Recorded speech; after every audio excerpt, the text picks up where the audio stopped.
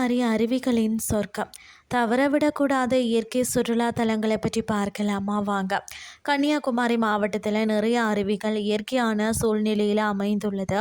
அதாவது கோதையாறு நதியில் இருந்து வரக்கூடிய திற்பரப்பு அருவி, காளிகேசம், உலக்கை அருவி, வட்டப்பாறை அருவி, அருவிக்கரை அருவி, வள்ளி சுனை போன்ற அருவிகள் இருக்கிறது. பெரும்பாலும் இந்த அருவிகள் பார்த்திங்கன்னா ஜூலை முதல் டிசம்பர் வரை தண்ணீர் வரத்து அதிகமாக இருக்கு. ஃபஸ்ட்டு பார்த்தீங்கன்னா திற்பரப்பு அருவியை பற்றி தான் பார்க்க போகிறோம். நகர்கோவிலில் இருந்து 42 கிலோமீட்டர் தொலைவில் அமைந்துள்ள இந்த அருவி 50 அடி உயரத்தில் இருந்து விழுகிறது. இங்கு குழந்தைகள் விளையாட நீச்சல் குளம் மற்றது படகு சவாரி இருக்கிறதா. இந்த பகுதியில் நிறைய திரைப்படங்கள் படமாக்கப்பட்டுள்ளதா. மற்றது காளிகேசம் அருவி. காளிகேசம் அருவி காப்பு காட்டு பகுதியில் பார்த்தீங்கன்னா அமைந்திருக்கிறது. இது ஒரு இயற்கையான அருவியாகும். அடுத்தது உலக்கை அருவி. இந்த அருவி அழகிய பார்த்தீங்கன்னா பாண்டியபுரம் அருகில் அமைந்துள்ளது. இது காட்டு பகுதியில் அமைந்துள்ள இயற்கையான அருவியாகவும் இது இருக்கிறது. வட்டப்பாறை அருவி காளிகேசம் பகுதியில் அமைந்துள்ள இயற்கையான அருவி. இந்த அருவி மிகவும் அழகாக இருக்கு. அடுத்தது அருவிக்கரை அருவி. இந்த அருவி பார்த்திங்கன்னா திருவட்டார் அருகே அமைந்துள்ளது. பரளியர் நதியில் உருவாகும் ஒரு சிறிய அருவியாகவும் இது காணப்படுகிறது. மற்றது வள்ளி சுனை அருவி. இந்த அருவி பார்த்திங்கன்னா குமாரகோவில் அருகே அமைந்துள்ளது. ஆன்மீக மற்றது இயற்கை சார்ந்த இடமாகும். பெரும்பாலும் எல்லா அருவிகளையும் 7 மாதங்கள் வரை தண்ணீர் வரத்து இருக்கும். கோடையில் நீர் குறைவாக இருக்கும்.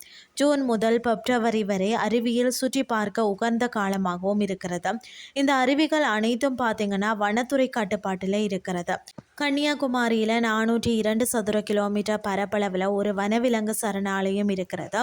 இந்த சரணாலயம் 2008 ஆரம்பிக்கப்பட்டதாம். இந்த புலிகள் காப்பகத்தில் புலி, மான், காட்டெருமை, யானை மற்றது சாம்பார் மான், சிங்கவால் குரங்கு மற்றது பைத்தான் போன்ற பறவைகள் அதிகம் இருக்கிறது.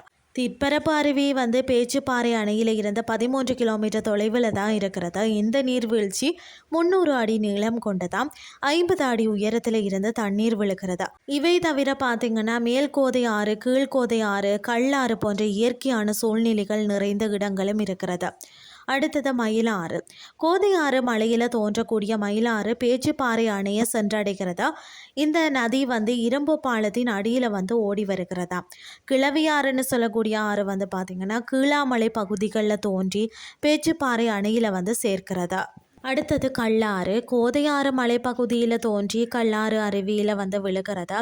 பிறகு பேச்சுப்பாறை அணையில் கலக்கிறதா. இங்குள்ள இரட்டை அருவி என்றாலே அது கல்லாறு அருவியை தான் குறிக்கும். இரட்டை அருவி குளிக்கிறதுக்கு ஏற்ற இடமாகவும் இருக்கிறது.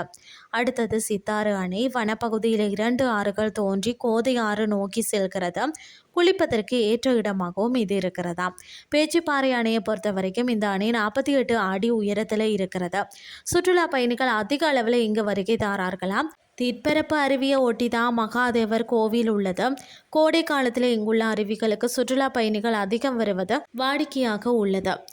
இன்றைய கிறிஸ்டி உங்களுக்கு பிரயோசனமாக அமைஞ்சிருக்கும்னு சொல்லி நானும் நம்புகிறேன். இதே மாதிரி மற்றும் ஒரு கிறிஸ்டின் வாயிலாக உங்களை சந்திக்கிறேன். நன்றி.